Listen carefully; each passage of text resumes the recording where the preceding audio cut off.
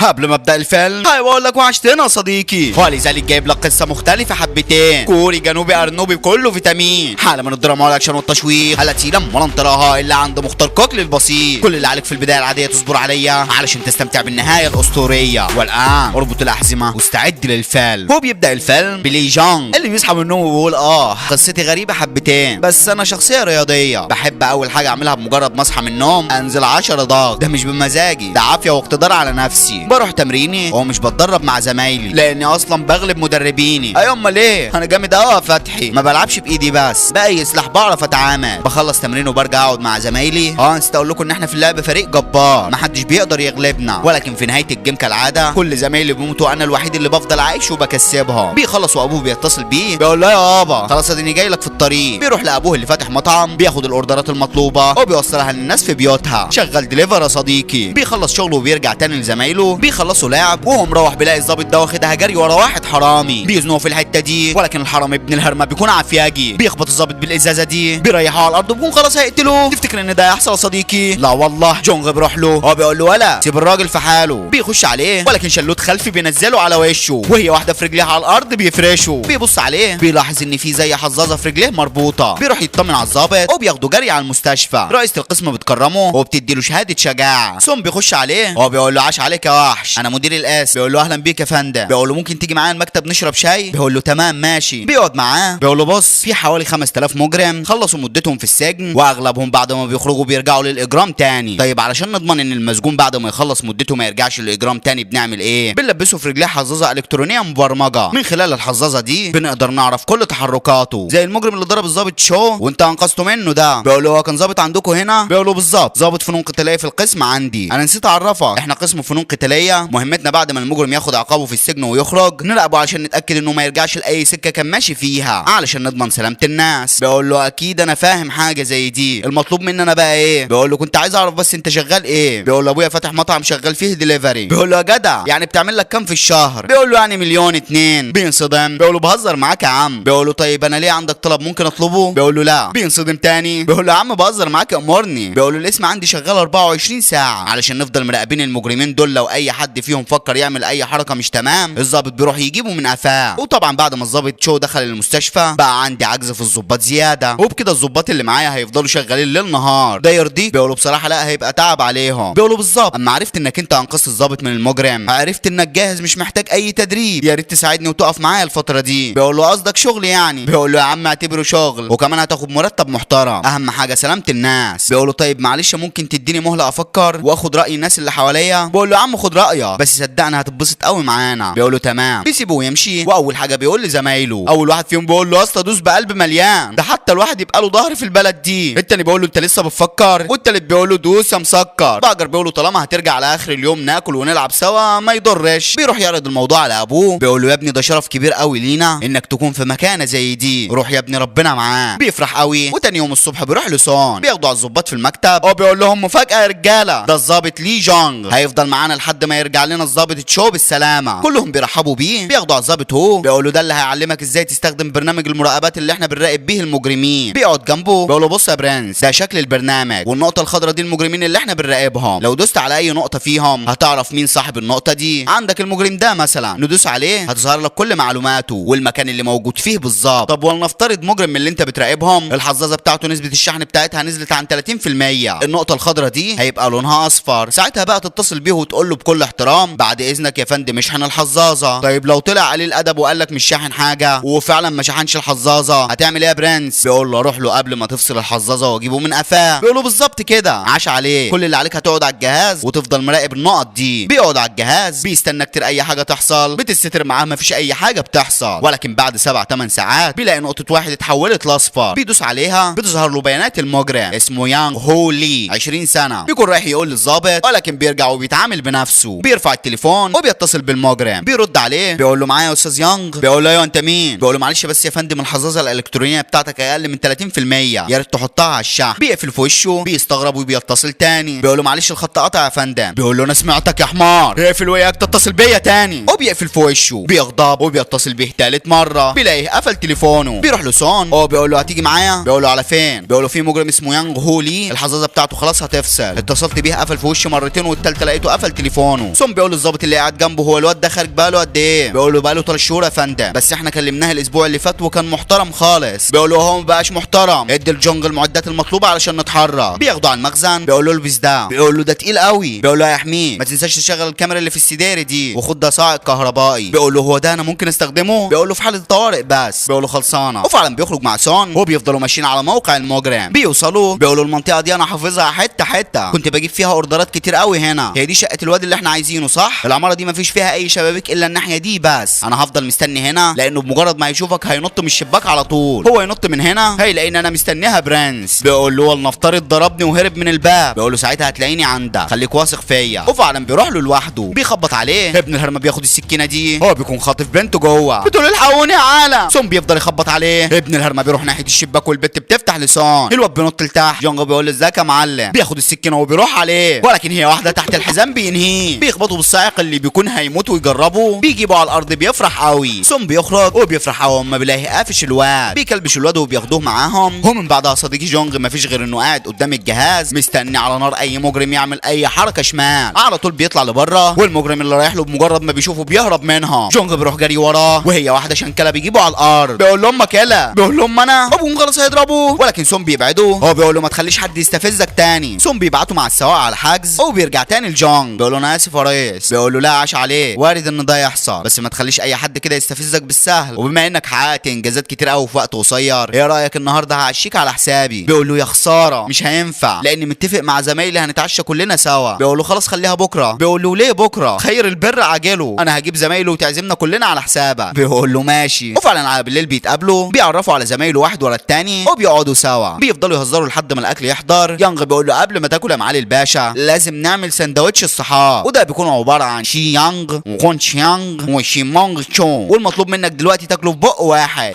يا اسد عاش عليك، خش هتجيبك. بتجيبه وبيكونوا كلهم في منتهى السعاده. في الوقت ده الظباط اللي بيكونوا شادين خدمه بالليل، واحد منهم بيشوف مجرم حظاظته هتفصل، بيتصل به بيلاقي تليفونه مقفول. بيتصل بسون، هو بيقول له مصيبه يا فندم، في واحد ابن هرمه الحظاظه بتاعته خلاص هتفصل، وقف التليفون ومش راضي يفتحه، وحاليا موجود في منطقه الحرافيش. بيقول له ده خرج امتى من السجن؟ بيقول له من 3 شهور، قتل شخص بالغلط واتسجن 20 سنه. بيقول له طيب هو ليه اي اعداء في منطقه الحرافيش؟ بيقول له معرفش. جونج بيقول له المنطقه دي قريبه قوي مننا، 5 دقائق جري هنكون هناك. صاحبه بيقول له ليه 5 دقائق؟ دقيقه واحده بالعربيه هنكون هناك. وفعلا بيركبوا العربيه وبيروحوا جري على المنطقه. بينزلوا من العربيه بيفضلوا يدوروا عليه، بيلاقوا الحظاظه بتاعته مرميه. سون بيقول له هرب ابن الهرمه. بيقول له لا لسه موجود جوه المنطقه، مش معقول هيكون هرب بالسرعه دي. ولا باجر شغل الطياره بتاعتك. باجر بيشغل الطياره بتاعته، هو بيفضل يدور عليه وفعلا بيلاقيه. جونج بيقول لهم انا هروح له، وفعلا بيروح جري عليه بتعليماتهم، والمجرم بيكون واقف قدام الباب ده. هو بيقول له مش هسيبك، هقتلك يا ابن الهرمه اهو. جونج بيوصل له، بيقول له انت مين انت كمان؟ بيقول له انا ظابط فنون قتاليه. بيقول له لا قتاليه ولا ملوخيه، غور من وشي دلوقتي. بيقول له لا ما هو انا جيتش هنا علشان امشي، يا ريت تيجي معايا من غير مشاكل. وطبعا سون سامع كل اللي بيتقال. المجرم بيقول له ابعد عني يا عم. بيقول له للاسف الاوبشن ده مش عندي. بيخش عليه، ولكن هي واحده والتانيه على الارض بيكون رميه. ابن الهرمه بياخد القطر من على الارض، هو بيقول له ابعد عني والا هجيب لك مصيبه. سون بيقول له اسمعني يا جونج، اللي هقوله لك ده قوله له بالحرف الواحد. بيقول له ماشي. بيقول له استاذ دونج الظاهر ان يومك ما كانش حلو خالص، انت في حد من اصحابك عمل معاك مشكله النهارده؟ بيقول له ابن الهرمه ده كل يوم وانا قاعد يفضل يتريق عليا بسبب حظاظه المراقبه اللي ملبسينهاني، بيضحك عليا الكل، من كتر خنقتي مش بعرف انام الليل، تعبت وجبت اخري ومش هقدر لما اقتله ومش مهم نفسي. بيقول له لا استنى، انت غلطت غلطه واتحاسبت عليها، خدت عقابك 20 سنه في السجن، حرام بعد ما عملت ده كله يضيع علشان واحد قال كلمتين هبل زيه. وايه رايك انا هعمل في الشخص ده محضر وهياخد عقابه علشان اللي عمله معاه، وبالنسبه للحظاظه اللي انت قطعتها دي مش مشكله هنعديها، استهدى بالله بقى. بيهدى وفعلا صديقي بيسلمه نفسه. جونغ بيعجب قوي بعقله وحكمه سون، بيخلص وبيرجع تاني على البيت. ابو بيقول له ايه الاخبار في الشغل يا ولا؟ بيقول له بصراحه يابا مديري في الشغل راجل دماغه عاليه قوي قوي قوي. بيقول له طيب الحمد لله، يلا اغسل ايديك وتعالى ناكل تفاح. بيقول له خلصانه. وهو المذيع بيقول خبر عاجل، كلنا عارفين المجرم الكبير كان اللي اغتصب اكتر من 15 بنت وفضل هربان من الشرطه 4 سنين سنه 1998، ولكن بعد ال4 سنين اتمسك ومن ساعتها مسجون لحد النهارده. الخبر المحزن انه خلاص خارج من السجن، ما نعرفش بقى هيرجع للي كان بيعمله ولا لا. سون بيقعد مع باقي القاده، والست نوجي بتقول هنعمل ايه بعد ما يخرج كانغ من السجن. جونج بيقول لها هنخلي 3 ضباط فنون قتاليه يراقبوه. سون بيقول لهم انا ما عنديش ضباط زياده في القسم، ولو وفرت له 3 ضباط مخصوص عليه هيبقى في تقصير قوي في مراقبه المجرمين التانيين. بتقول له انا عارفه انكم شغالين شغل من نار يا سون، ولكن المشكله ان اللي عمله كانغ مش سهل خالص، لازم نخلي عينينا عليه. بيقول لها هحاول. الوقت ده جونغ بيكون مراقب مجرم عند الحلاقه بتاعته. المجرم بيخرج من جوه وجونغ بيخش وراه. بتقول له انت فين مختفي يا ولا؟ بيقول لها والله وحشانه يا خالتي. عامله ايه؟ بتقول له انا كويسه. هتصبغ شعرك المره دي اصفر ولا احمر؟ بيقول لها لا انا عايز حلقه محترمه يا خالتي، كفايه روشنه بقى. وفعلا بتحلق له. بيخرج من عندها وهو بيروح برضه ورا نفس المجرم. بيلاقيه في المطعم. هو بيحسس قوي على ايد البنت وهو بيديها التابس. نظراته للبنت ما بتريحهوش. هو بيروح جري على مكان شغله. بيفتح ملفه بيلاقي اسمه غوم نام كيم. مش عارف ده اسمه ولا وصفه صديقي. المهم سبب دخوله السجن اعتداء جنسي. جونغ بينده لسون وبيحكي له كل اللي شافه. بيقول له طيب خلينا نتصل بيه. بيتصل بيه. بيرد عليه وبيقول له ما تتصلش هنا تاني، النهارده انا هعمل اللي نفسي فيه. بيقفل في وشه. سونغ بيقول له جونغ يلا بينا. بيخرجوا جري بالعربيه. بتيجي رساله على الجهاز. بيقول له ايه قطع الحظاظه؟ بيقول له لا دخل في مكان ما فيهوش شبكه. جونغ بيروح للبنت اللي كان بيغلس عليها وسون بيقول لها تعرفي الشخص ده؟ بتقول له ايوه طبعا. بيقول لها مشي ازاي؟ بتقول له مشي من هنا. بيقول لها يمين ولا شمال؟ بتقول له ما شفتوش بس قبل ما يمشي قال لي تعالي عيد ميلادي وانا ما رضيتش اروح معاه. بيمشوا سوا. بيقول له اسمع انا هروح من هنا وانت هتروح من هنا، خلي بالك اكيد هيروح لست شغاله لوحدها. بيقول له تمام. كل واحد بياخدها جري في اتجاه. بيفضلوا يطمنوا على اي ست في المنطقه شغاله لوحدها. وجونغ بيفتكر الحلاقه اللي ابن الهرمه ده حلق عندها. بيروح جري على هناك. وفعلا المجرم بيروح للحلاقه. بيخش جوه وبيقفل عليها الباب. بتقول له خلاص يا فندم انا خلصت شغل تقدر تيجي الصبح. ما بيردش عليها. بيقرب منها ولكن بتكعبله على الارض. ابن الهرمه بيهجم عليها ولكن جونغ بيحضر في المكان. بيبعدوا عنها. هو بيقول لها انت كويسه؟ بتقول له تمام. بيروح لابن الهرمه ده. بيخبطوا بالزرعه دي. بيغضب اكتر. بيلفوا الناحيه الثانيه وبصنعه معلم بينيمه. بيكلبشوا وبيروح للست بياخدها بالحضن. بتقول له تسلم يا ابني جيت في الوقت المناسب. جونغ بيرجع على البيت وابوه بيقول له يا وحش الاخبار في الشغل؟ بيقول له خلاص انا خلصت مش هروح تاني. بيقول له ليه يا ابني؟ بيقول له هرجع علشان اساعدك في المطعم. بيقول له لا يا ابني شوف الصالح ليك واعمله وما تشيلش همي، انا هجيب حد يساعدني في الشغل. تاني يوم بيروح لسون. بيقول له ايه اللي جابك تاني؟ بيقول له لا ما هو انا مش هسيبك انا عايز اكمل معاك في الشغلانه دي. بيقول له بتهزر؟ بيقول له لا ما بهزرش. بيقول له طيب انا هنقل على مكان جديد هتيجي معايا ولا هتفضل في الاسم القديم؟ بيقول له انا اصلا في الشغلانه دي علشانك. بيفرح قوي وبياخده معاه. في الوقت ده الاعلام كله بيتكلم عن كانغ المجرم اللي اتحبس علشان ال 15 بنت اللي انت فاهمنا صديقي. ها سون وجونغ بيلبسوا اللبس الميري بتاعهم. هو بيروحوا له قبل ما يخرج. سون بيقول له انت هتفضل لابس الحظاظه دي في رجليك وبعد سنتين لو حسينا انك بطلت اللي انت كنت بتعمله هنفك الحصاصه دي من رجلك وتكمل حياتك. خلي بالك من شحنها لو قلت عن 30% هنتصل بيك نفكرك تشحنها. هات الرجل اللي انت عايز تلبسها فيها. بيمدله رجليه ولكن جونغ ما بينزلش عينيه من عليه وقلبه حاسس انه مش هيعديها على خير. بيوصلوه البيت والناس بتكون واقفه عاملين احتجاج عايزين للمجرم ده اعدام ولكن الشرطه بتامنه من الناس وبيدخلوه بيته. على بالليل صاحبه بيروح له. هو بيقول له الحمد لله على السلامه يا وحش جاهز للشغل ولا هتخاف من الشرطه؟ بيقول له جاهز. غلبان وحمار ما يعرفش ان الوحش العنيف جونغ مركز عليه ليل نهار. بيشوف تحركاته على الجهاز. بيقول له سون انا هروح وراه وفعلا بيروح وراه. بيقول له انا وصل. بيقول له هو موجود بيتحرك في المبنى اللي عندك ده. ابن الهرمه بيكون نازل تحت في الجراج. هو بيخش في العربيه دي. الشخص ده بيقول له نخش في الموضوع على طول عايز منك فيديو في اسرع وقت الناس التقيله مستنيين فيديوهاتك بفارغ الصبر يا عنتير. بيقول له مفيش حد قدامي. بيقول له انت استعد واحنا هنجيب لك الضحيه. في الوقت ده جونغ بينزل الجراج وسون بيقول له ها شفته؟ بيقول له مفيش حد في الجراج غير عربياته وبس. بيفضل يدور في العربيات ولكن العربيه اللي ابن الهرمه بيكون فيها ازازها مفيم مش باين منها اي حاجه من جوه. واللي مع كانغ بيقول له الظاهر كده ان الواد ده هيتعبنا شويتين ثلاثه وهيعرفوا كل تحركاتك بسبب الحظاظه اللي انت لابسها في رجليك دي. هتعرف تخلص من الظباط دول ولا؟ بيقول له لا سيبهم لي. جونغ بالرا بيقلب عليه المكان ولكن ما بيلاقولوش اي اثر. سون بيقول له خلاص انا هتصل بيه وفعلا بيتصل بيه. بيرد بيقول له استاذ كانغ يا رب تكون بخير يا فندم من نص ساعه اتصلت بيك ما كنتش بترد عليا. بيقول له معلش كنت بركن العربيه في الجراج وما فيش شبكه في الجراج اصلا. بيقول له طيب ممكن اعرف حضرتك فين دلوقتي؟ بيقول له انا في المطعم يا عم في المطعم اللي في المنطقه عندي بتعشى. وفعلا بسرعه بيخش المطعم وجونغ بيروح جري على هناك. بيشوفه قاعد على الترابيزه. بيقول له سون فعلا قاعد هناك. سون بيقول له معلش ازعجناك يا فندم يا ريت تخلي بالك من شحن الحظاظه وتبعد عن الاماكن اللي ما فيهاش شبكه. بيقول له على الله وبيقفل معاه. جونغ بيرجع لسون وهو بيقول له الواد ده مش سالك ولا سهل خالص. بيقول له المشكله ان مش هينفع كل شويه نتصل بيه ونحسسه ان احنا مراقبينه. بيخش عليهم الظابط شو. سون بياخده بالحضن. هو بيقول له الحمد لله على السلامه يا وحش هترجع امتى على الشغل؟ بيقول له خلاص من بكره. الف مبروك على الوظيفه يا جونغ. بيقول له الله يبارك فيه. بيقول له يا ريت تقبل مني الهديه البسيطه دي. بيقول له ايه ده ممكن افتحها؟ بيقول له اكيد. بيفتحها بيلاقيها جوانتات كونج فو. بيقول له يا نهار ابيض ده انا كنت بدور عليهم. بيقول له طيب ابسط يا عم. على بالليل البنت دي بتروح للكلب بتاعها وهوب بتتخطف يا صديقي. في الوقت ده يانغ بيروح لمين؟ لابن الهرمه صاحب كانغ. بيقول له الحمد لله على السلامه وبيدخله الكانغ. صاحب كانغ بيقول له ايه رايك في الشقه دي؟ بيقول له لا حلوه. بيقول له طيب خلي بالك بكره مش عايزين اي غلطات. بيقول له خلصانه. تاني يوم تشو بيرجع على الجهاز بتاعه. هو بيشوف حظاظه يانغ اقل من 30%. بيروح له سون. هو بيقول له يا فندم حظاظه الواد اللي اسمه يانغ ده اقل من 30%. بيقول له اتصلت بيه؟ بيقول له اتصلت بس تليفونه مقفول. بيقول له طيب طيب استنى. بيتصل بجونج، هو بيقول له انت فين؟ بيقول له انا مراقب اللي اسمه كانغ ده اهو بيحلق قدامي. بيقول له طيب ما تروح مع تشو شوفوا الواد كانغ ده مش شاحن الحظاظه بتاعته ليه؟ بيقول له طب ما تتصل بيه. بيقول له قافل تليفونه. بيقول له خلاص ماشي انا هروح قدامكم. وفعلا بيروح على الموقع، سون وتشو بيروح وراها بالعربيه، بيفضلوا ماشيين وهوب صوت بنت بتقول الحقوني يا عالم الحقوني اهو. بيروحوا جري ناحيه الصوت وجونج بيوصل المكان وبيخش جوه، وهوب بيلاقي ابن الهرمه كانغ في وشه وبيقفل عليه الباب. بيفضل يخبط عليه ولكن ابن الهرمه ما بيفتحش. والناحيه التانيه تشو وسون بيوصلوا لصوت الباند، بيكون يانغ ابن الهرمه مشغل لهم الصوت في السماعه علشان يجرجرهم لحد عنده. اما جونج بيبص وراه بيلاقي جيش ملوش اول من اخر، بيضحك وسون وتشون بياخدوها جري منها، ولكن اولاد الهرمه بيحوطوهم من كل اتجاه، ما بيكونش عندهم حل غير الهجوم. الناحيه التانيه جونج بينزل تخبيط فيهم ولا ذكر فيهم فارق معاه، بيكون سادد معاهم، ولكن تشو وتسونج ما بيكونوش عارفين يعملوا معاهم اي حاجه. بيكسروا عظم سون وجونج بيكون مجنجغ اللي معاه بالشفا ساهر، بينيم الكل وبيتصل بسون ما بيردش عليه لان سون يا صديقي بيكون متكسر عظمه. في الوقت ده كان ابن الهرمه بيبدا الفيديو اللي بيعمله وجونج بيروح جري على مكانه، بيوصلوا بكل ما اتاه من قوه، بيشيل حديد الشباك وابن الهرمه بيكون خلاص هيأذي البنت. تفتكر ان ده هيحصل يا صديقي؟ لا والله، جون بيكون وصل وهيخلي ليلته عسل، بيكسر في عظمه ولكن ابن الهرمه صاحبه بيغجه بالسكين، ولكن على مين؟ الصدر اللي لابسه بيكون امين، بيلف عليه ايديه وعلى عينيه بيديه. الجحش الكبير بيخش عليه وبيفضل يخنق فيه وبيكون خلاص هينهيه، ولكن جونج بيشنكل رجليه، بيخبطوا في الحيط بيغميه، بيروح يطمن على البن ولكن ابن الهرمه بيكون فاق هو بيغجه في جنبه. الشرطه بتحضر في المكان بيسيبوه يهرب والاسعاف بتاخد جونج على المستشفى. الناحيه التانيه اولاد الهرمه بيكون خلصوا على تشو وسون بيكون متكسر عظمه. جونج بيتعمل معاه اللازم في المستشفى، هو بيفوق والكبيره بتخش عليه بتقول له انا اسفه لانك هتسمع مني الكلام ده، ولكن تشو زميلك مات. دموعه بتغرق السرير وبعد ما بيقوم بيروح عزاء. بيخلص وبيروح لسون، هو بيقول له احنا هنسيب ابن الهرمه الهربان ده؟ بيقولوا زمان الشرطه قبل ما يقبضوا عليه فضلوا يدوروا عليه 4 سنين علشان يمسكوه، اكيد احنا مش هنعرف نمسكه يعني. بيقولوا لا سيب الموضوع ده عليا. بيخرج لزمايله، هو بيقول لهم معايا يا رجاله، بيقولوا له معاك على الموت اخويا، وفعلا بيبداوا على القضيه شغل من نار لحد ما بيوصلوا للشخص اللي بياخد الفيديوهات من كانغ. بياخدوها جري وراه لحد ما بيجوه من قفاه، بيكتفوه وجانغ بيقول له انت قلق فين الكلب اللي اسمه كانغ ده؟ بيقول له معرفش. بيقول له لا هتعرف. زمايله بيقولوا له يا عم سيبه، ما بيسيبهوش وبيعوروا في عينيه. زمايله بيبعدوه، واحد منهم بيفتح له الكاميرا، هو بيقول له على فكره انا دكتور عيون، لو ما رحتش المستشفى حالا هتعمى ومش هتشوف حاجه تاني بعينيك، وريني بقى كانغ هيفيدك بايه بعد ما تخسر نظرك، انجز قول لنا فين علشان نوديك على المستشفى. بيقولوا طيب اعدلني. بيعدلوه، بيقول لهم لسه من نص ساعه باعت لي اللوكيشن بتاعه، افتحوا لي تليفوني. بيفتحوا لي التليفون، بيقول لهم اللوكيشن موجود في الرسائل عندكم، هاتوا له اسعاف بقى بسرعه. جونغ بيقول له عينيك سليمه يالا ما فيهاش اي حاجه، يلا روح على بيتكم، وبيسيبوه يمشوا. جونغ بيحط الخطه مع الرجاله وبينزلوا على المنطقه اللي فيها كانغ، بيقول لزمايله استنوني هنا ومهما حصل جوه ما حدش يخش. بيخش لهم جوه، رجاله كانغ بيستقبلوه، بيقول له انت مين يالا؟ ما بيردش عليهم وبيرفع عليه القله دي وبيديه اللي بعديه يحصل اللي قبليه، بيكسر في عظمهم. هو بيقول لبعجر ابن الهرمه ده هرب مني خليكوا وراها بالكاميرا، بيقول له مراقبه. بيقوم يخلص على اي واحد واقف ضده واي حد بيقرب منه بيعضه، بيريحهم كلهم وبياخدها جري ورا كانغ. بيوصل له وابن الهرمه بيكون عجل كبير ملوش مثيل، الاتنين بيكونوا متكافئين ولكن هنا الفرق بين الشر والخير. ابلع كبير. ابن الهرمه بيمسك السواطير، جانغ بيصدهم وبينزل فيه تحمير. ابن الهرمه بيقلبه على الارض وبينزل في وشه تطبيق. زمايله بيكونوا شايفين كل اللي بيحصل ولكن ما حدش فيهم قادر يساعده. واحد منهم بيقول لبعجر اعمل اي حاجه يا عم. بعجر بيركز وبيطير الكاميرا على وشه. جانغ بيفوق له وبينزل عليه بتقله، هي واحده والتانيه وراها بيحصل بقله، بيكلبشه وبيسلمه للشرطه. رئيس جمهوريه كوريا بنفسه بيكرمه وبيقول له عاش عليك يا وحش، بيقول له تسلم يا فندم. وابوه وسون بيكونوا في منتهى الفخر بيه. البنت اللي انقذها بتجيب له بوكيه الورد ده، بيقول لها انت كويسه دلوقتي؟ بتقول له ده بفضلك انت، وطول ما انت وامثالك موجودين دايما هكون كويسه. بيفرح قوي وبيرجع تاني لشغله. واحد بطاريه حظاظه بتفصل، سون بيقول له يلا بينا، وهنا بينتهي الفيلم اخينا. اتمنى باللايك تمسي علينا وبكومنت تقول رايك فينا وتشترك في القناه وتفعل زر الجرس علشان تشوف كل جديد عندينا، وخش خد لفه في القناه صدقني ومن غير حلفان افندينا هتلاقي فيديوهات كتير هتعجبك. اشوفك الفيديو الجاي يا قمر. سلام.